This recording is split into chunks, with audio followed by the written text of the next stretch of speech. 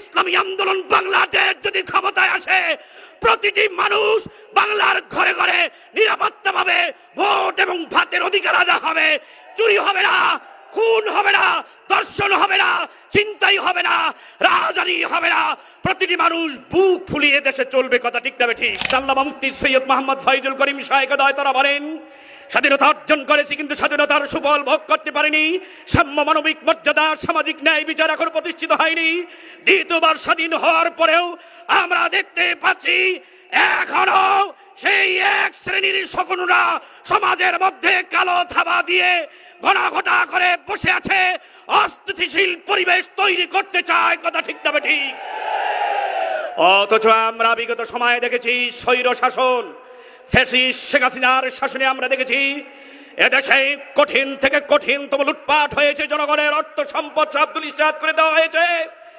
এদেশের উন্নয়নের নামে আজকে আমরা দেখলাম লক্ষ হাজার কোটি টাকা লুটপাট হয়েছে, নিজেরা শিয়াল কুকুরের মতো খেয়েছে, আর বিদেশে পাড়ি জমিয়ে এদেশের সাধারণ জনগণের লক্ষ লক্ষ কোটি কোটি টাকাকে ওরা কুকুরের মতো থাবা দিয়ে গ্রহণ করে বিদেশে ঘর বাড়ি ইন্ডাস্ট্রি নির্মাণ করেছে। কথা ঠিক না ঠিক? জোরে আওয়াজ করে বলেন। এই লুটেরারদেরকে প্রতিহত করতে হবে। পুনরায় যদি এই স্বাধীনতার, দ্বিতীয় স্বাধীনতার এই সুফল ভোগ করার জন্য আমরা সকলে ঐক্যবদ্ধ আছি পীর সাহেব চরমনের নেতৃত্বে।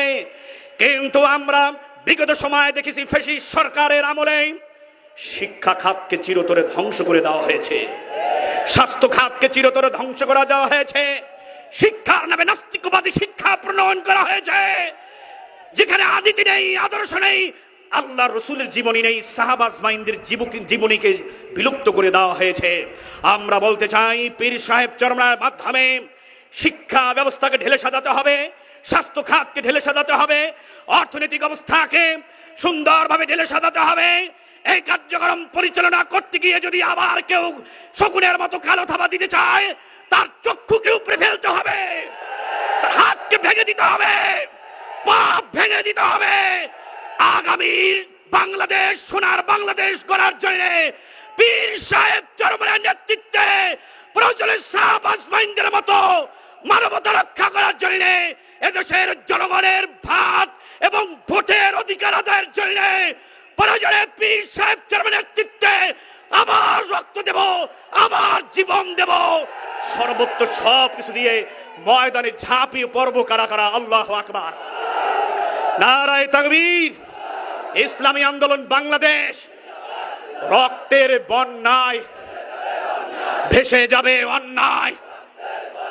আমাদের হযরত পীর সাহেব চরমনাই যে কথাটা আমাদের সাথে দেখা হলেই বলেন, মুফতি মামুনুল হক আজহারী সাহেব হুজুর সহ, মুফতি রুহুল আমিন কাসিম হুজুর সহ যারা আমাদের কামরাঙ্গীরচর থানার নেতৃবৃন্দ আছেন, সব সময় বলেন কামরাঙ্গীরচর একটি উর্বর জমি। কথা ঠিক না ঠিক? জোরে কর।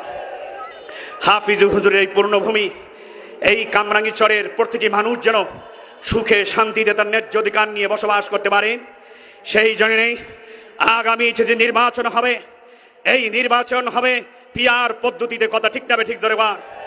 এবং জনগণের সমস্ত অধিকার আদায় হবে, এদেশে ইসলামী হুকুমত প্রতিষ্ঠিত হবে, সুশাসন ব্যবস্থা হবে, কোনো ছিনতাই, রাহাজানি, লুটপাট, সন্ত্রাসী, চাঁদাবাজি হবে না। কিন্তু বিগত সময়ে যারা দেশ পরিচালনা করেছেন তাদের ভেতরে ওই বদ গুণগুলি ছিল। কিন্তু ইসলামী আন্দোলন বাংলাদেশ যদি ক্ষমতায় আসে, প্রতিটি মানুষ বাংলার ঘরে ঘরে নিরাপত্তা পাবে, ভোট এবং ভাতের অধিকার আদায় হবে, চুরি হবে না, খুন হবে না, দর্শন হবে না, চিন্তাই হবে না, রাজধানী হবে না, প্রতিটি মানুষ বুক ফুলিয়ে দেশে চলবে। কথা ঠিক না ঠিক?